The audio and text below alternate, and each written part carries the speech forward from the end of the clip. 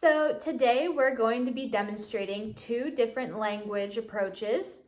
The first one is called visual action therapy. So visual action therapy, or VAT, is a nonverbal or gestural compensatory approach to aphasia intervention. Now, this approach uses symbolic gestures rather than verbal speech. So this is typically used for individuals with global aphasia, and it has three levels that all use objects, realistic line drawings of the objects, and action pictures representing the functional use of these objects. There are three different types of visual action therapy: proximal limb, distal limb, and bucofacial. Proximal and distal are good for individuals with global aphasia that have a relatively intact verbal comprehension, moderate to severe limb aphasia, and that are alert and oriented with a good attention span. There are 15 steps in visual action therapy. We're going to be completing steps 1 through 5. 1 through 4 targets visuospatial skills and understanding symbolic skills to match objects, while step 5 is to ensure that the client can correctly manipulate an object and understand the functional use. So hi Lana, my name is Sabrina. I'm going to be your speech therapist today. We're going to work on a communication activity that uses movement and gestures to help your brain express ideas. So we're going to use objects and practice showing actions with them. You don't need to talk. We're just going to be using actions, and we're going to do each step together. Sound like a plan? Okay, so I have 3 pictures here. We have a screwdriver, a tea bag, and a spoon. I'm going to have you place each object on the picture. We're going to start with this one. Place the object on the picture.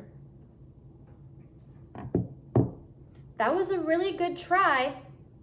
So we're going to match the pictures. So here we have a screwdriver, and this is a picture of a spoon. Are these the same? No? Okay, so let's try to find the one that's the same. Good. Let's do this one. We have a tea bag. Good job.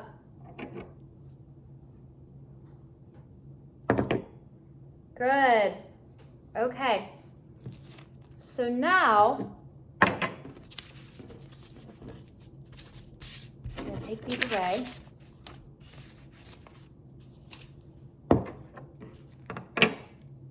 I'm going to have you place the pictures on the matching objects. We're going to start with the picture of the tea bag. Good job.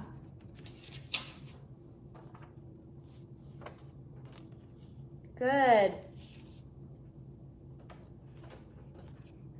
Good job. So the next step is I'm going to show you a picture, and you're going to point to the correct object. Ready? Good job.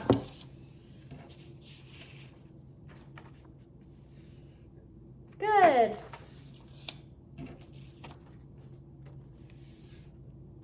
Good. Okay.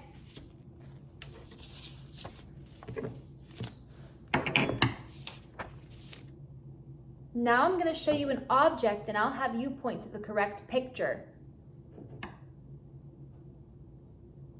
Good job. Awesome. One more. Good. Now I'm going to demonstrate the functional use for each object. I'm going to have you repeat the action after me. So if I have a screwdriver, I'm going to twist, twist, twist. Can you twist the screwdriver? Good job. All right, so now I have my cup and I have my spoon and I'm gonna stir. You try. Good job. Last one. I have my tea bag. You try.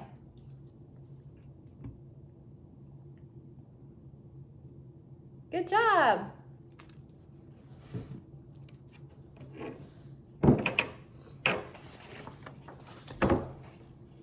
So the next treatment approach we're going to be going over is the anagram, copy, and recall treatment for writing.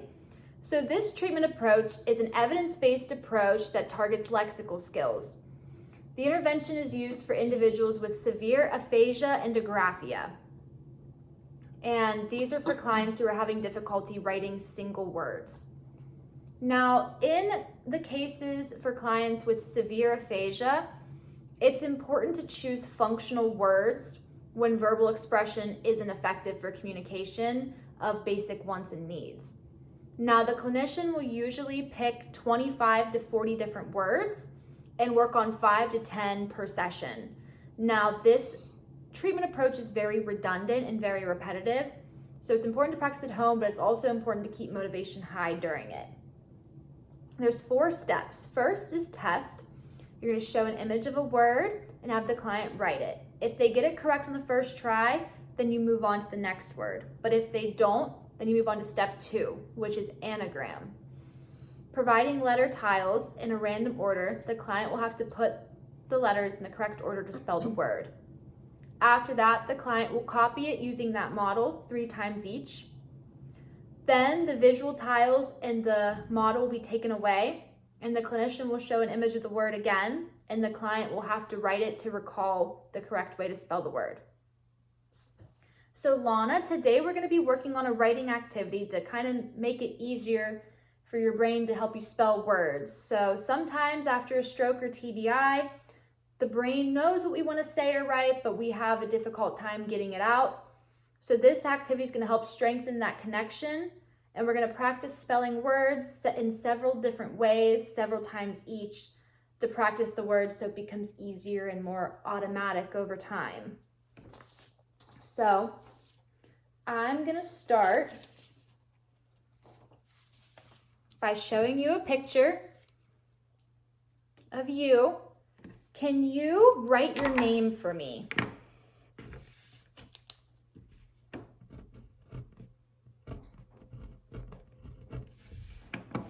Okay, that was a good try. So I'm going to put these letter tiles right here.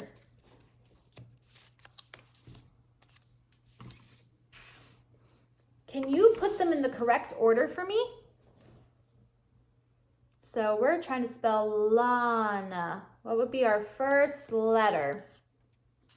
You're right, L. Good job.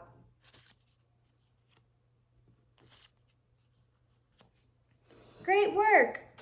So now we have our correct spelling, L-A-N-A. I'm going to have you write your name using this model 3 times.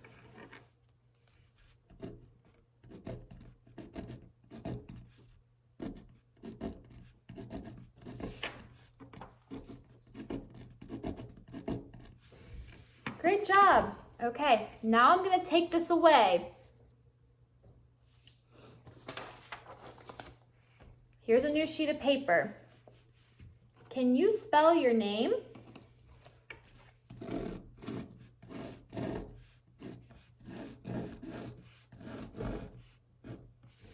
Great work. Okay, we're going to try one more.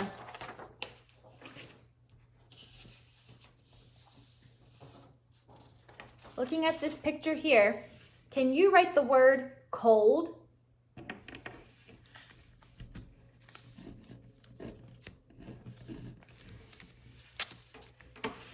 That was a good try. Can you put the letters in the correct order using these ones? We're going to spell old. Good.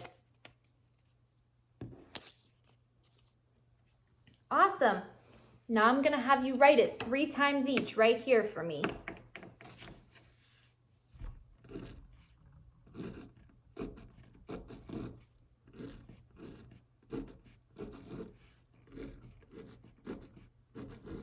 Good job. Okay, I'm going to take this away again. Can you write cold?